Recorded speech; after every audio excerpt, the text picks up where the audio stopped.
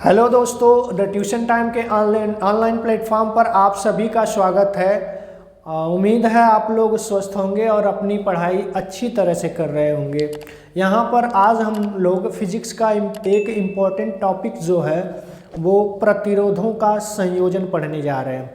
प्रतिरोधों के बारे में हम लोग प्रीवियस वीडियो में पढ़ चुके हैं। जिन बच्चों को प्रतिरोध के बारे में नहीं पता है वो प्रीवियस वीडियो में जाकर प्रतिरोध के बारे में पढ़ सकते हैं।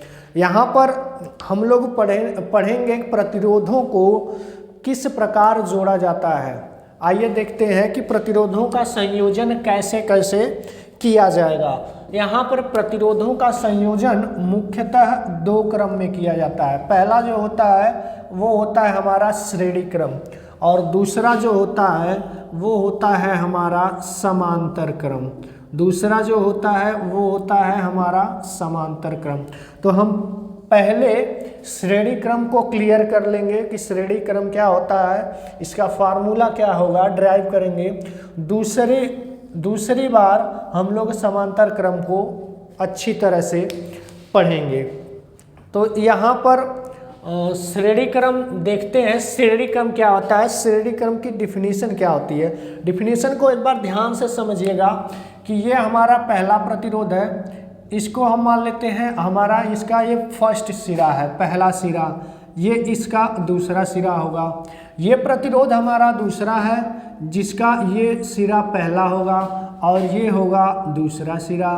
यहाँ पर तीसरे प्रतिरोध का मान लेते हैं ये पहला सिरा है और ये होगा हमारा दूसरा सिरा। अब डिफिनीशन क्या हम बोलेंगे कि जब पहले प्रतिरोध का दूसरा सिरा तथा दूसरे प्रतिरोध का पहला सिरा जुड़ता है तो इस प्रकार के संयोजन को हम लोग क्या बोलेंगे, श्रेणी क्रम संयोजन। एक बार फिर से देखिए, ये पहला प्रतिरोध है, पहले प्रतिरोध का दूसरा सिरा तथा दूसरे प्रतिरोध का पहला सिरा जब जुड़ता है तो इस प्रकार के संयोजन को हम लोग श्रेणी क्रम संयोजन कहते हैं। इस प्रकार के संयोजन को हम लोग श्रेणी क्रम संयोजन कहते हैं। इसमें जो मोस्ट इम्पॉर्टेंट बात क्या होती है वो होती है कि इसमें इस प्रकार के संयोजन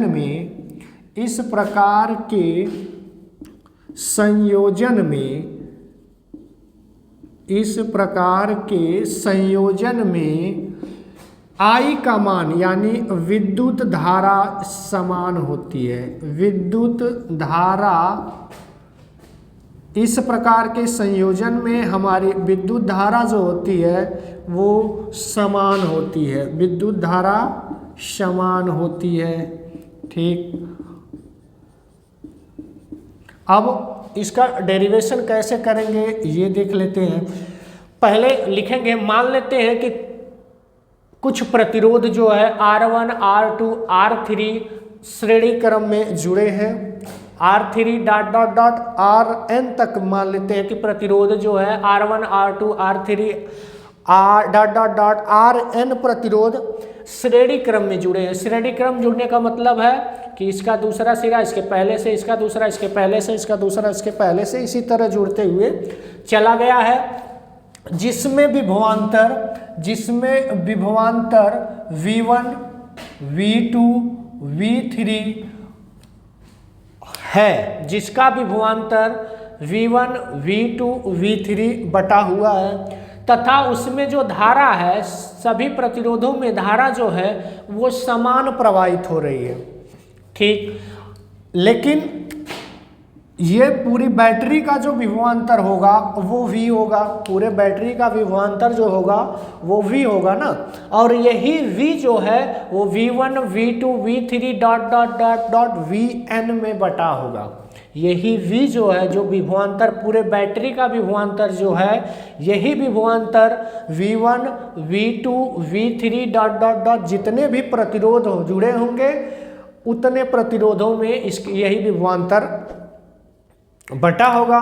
तो इसके अकॉर्डिंग देख लेते हैं कि विभवांतर समतुल्य विभवांतर में देखेंगे तो V जो होगा वो हमारा V1 + V2 plus V3 dot dot dot Vn के बराबर होगा।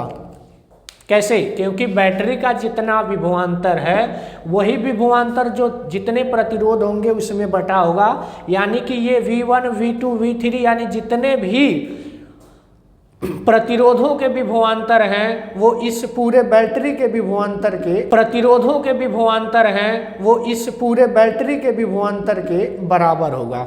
अब यहाँ पर ओम के नियम के अनुसार लिख लेते हैं।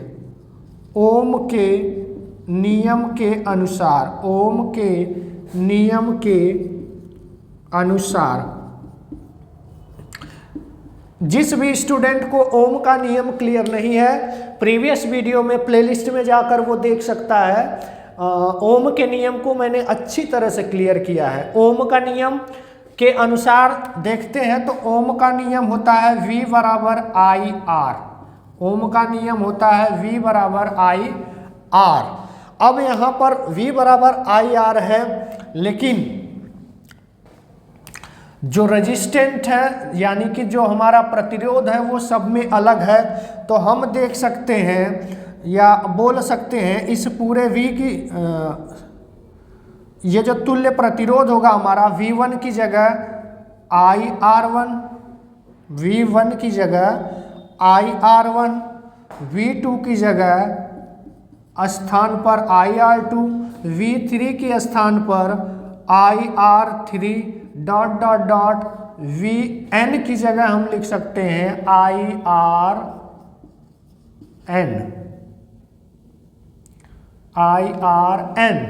ये n हम ये I बार बार क्यों लिख रहे हैं? क्योंकि धारा जो है वो सभी प्रतिरोध में समान प्रवाहित हो रही है। क्यों? क्योंकि यह श्रेणी क्रम में जुड़ा हुआ है।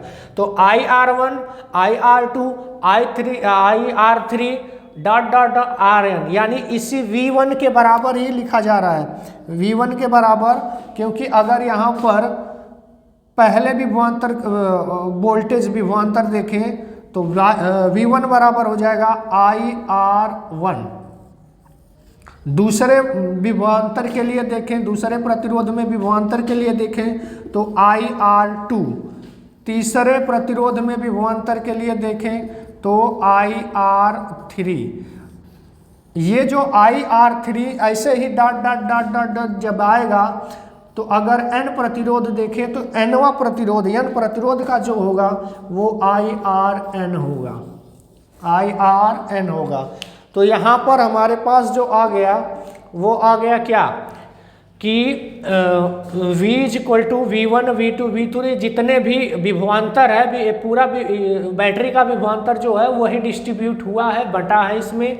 तो इसलिए V जो बराबर होगा वो V1 V2 V3 dot dot dot Vn के बराबर होगा। अब ओम का नियम कहता है कि V बराबर आई आर होता है। तो हम यहाँ पर ओम के नियम के अनुसार सभी विभवांतर को धारा और प्रतिरोध के रूप में लिख लेते हैं। तो V1 के बराबर V1 बराबर हो जाएगा IR1, V2 बराबर हो जाएगा IR2, V3 बराबर IR3 dot dot dot Vn बराबर IRN हो जाएगा। अब रख देते हैं V1 की जगह हो जाएगा V1 की जगह लिख देते हैं IR1, V2 की जगह लिख देते हैं IR2, V3 की जगह IR3 और Vn की जगह IRN, और V की जगह भी लिख देते हैं हम लोग I इंटू R। अब क्या करते हैं, IR इज इक्वल टू, सब में I सेम है इसलिए कॉमन ले लेंगे। तो बचेगा क्या, R1 plus R2 plus R3 dot dot dot dot Rn। इस I को इधर भेजेंगे तो ये I इस I से कैंसिल हो जाएगा। तो R इज इक्वल टू हो जाएगा R1 plus R2 plus R3 dot dot dot Rn। तो इसका मतलब ये हुआ, ये जो रिजल्ट आया है ये इंपॉर्टेंट रिजल्ट है। ये जो रिजल्ट आया है ये इंपॉर्टेंट रिजल्ट है। ये रिजल्ट क्या कहता है कि यदि प्रतिरोधों को यदि प्रतिरोधों को श्रेणी क्रम में जोड़ा गया है तो जितने प्रतिरोध होंगे उन प्रतिरोधों का आपस में योग जो है वो तुल्य प्रतिरोध के बराबर होगा। यानी यदि प्रतिरोधों को, जितने भी प्रतिरोध हैं, यदि उनको श्रेणी क्रम में जोड़ दिया जाए तो जितने प्रतिरोध होंगे उनका योग ही तुल्य प्रतिरोध के बराबर होगा।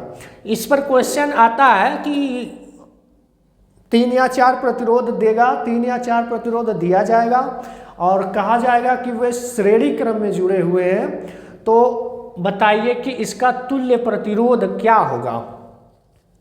क्वेश्चन हम कराएंगे, अभी एक क्वेश्चन लगवा रहे हैं। जैसे ये क्वेश्चन है, देखते हैं। यदि 2 ओम, 3 ओम तथा 5 ओम प्रतिरोधों को श्रेणी क्रम में जोड़ा जाए तो तुल्य प्रतिरोध क्या होगा। ये श्रेणी क्रम का ही एक क्वेश्चन है, इसको एक बार देखते हैं। और एक क्वेश्चन जो लगाएंगे वो हम फिगर के अकॉर्डिंग जो होगा वो लगाएंगे, उसके बाद हम लोग समांतर क्रम पर चलेंगे। तो जैसे ये क्वेश्चन है कि यदि 2 ओम, 3 ओम तथा 5 ओम प्रतिरोधों को श्रेणी क्रम में जोड़ा जाए तो तुल्य प्रतिरोध क्या होगा। हमने अभी पढ़ा कि यदि प्रतिरोधों को श्रेणी क्रम में जोड़ा जाता है तो तुल्य प्रतिरोध का फार्मूला आया था R = R1 + R2 + R3 ... Rn। ये हमारा सूत्र आया था जब प्रतिरोधों को श्रेणी क्रम में जोड़ा जाता है, जब प्रतिरोधों को श्रेणी क्रम। तो सिंपल है, R = R1 की वैल्यू हमारी हो जाएगी ये, यानी कि 2 ओम। R2 की वैल्यू हो जाएगी ये, यानी कि 3 ओम। और R3 की वैल्यू जो हो जाएगी वो हो जाएगी ये, यानी कि 5 ओम। तो तुल्य प्रतिरोध R = हमारा आ जाएगा 2, 3, 5, 5, 10 ओम। तो तुल्य प्रतिरोध हमारा क्या आ जाएगा, 10 ओम। इस प्रकार के क्वेश्चन बोर्ड एग्जाम में आपके पूछे जाएंगे। और एक दूसरा क्वेश्चन तो यही होगा, लेकिन फॉर्म उसका अलग होगा, उसको भी देख लेते हैं। जैसे प्रतिरोधों को एक साथ जोड़ के दिया होगा,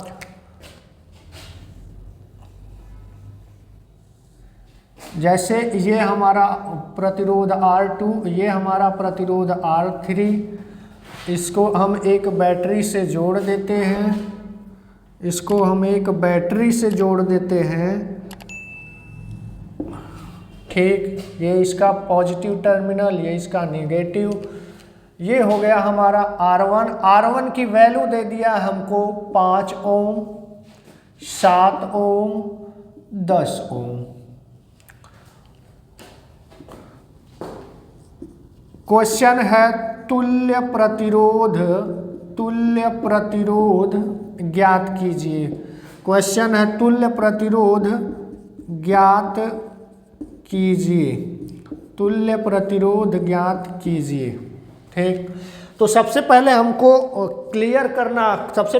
यह क्लियर करना होगा कि ये जो हमारा प्रतिरोध जुड़ा है ये किस क्रम में जुड़ा है, क्या यह श्रेणी क्रम में है या समांतर क्रम में है।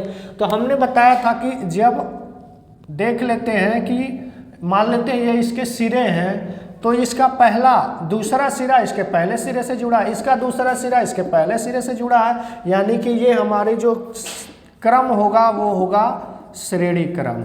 श्रेणी क्रम दूसरा स्टेप होता है। श्रेणी क्रम जब है तो श्रेणी क्रम का फार्मूला क्या होता है, तो श्रेणी क्रम के लिए फार्मूला होता है R = R1 + R2 + R3 ... Rn। यानी कि जितने प्रतिरोध होंगे उनका योग कर देंगे तो हमको तुल्य प्रतिरोध प्राप्त हो जाएगा। सिंपल, तब क्वेश्चन हो जाएगा। यहाँ पर फार्मूला हमारा हो जाएगा R = R1 + R2 + R3। 3 प्रतिरोध है इसलिए R3 तक ही लेकर जाएंगे। R = हो जाएगा, R1 का मान है 5 ओम, R2 का मान है 7 ओम, R3 का मान है 10 ओम।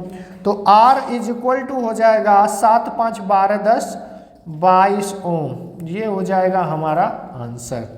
उम्मीद है ये क्वेश्चन आप लोगों को समझ में आया होगा।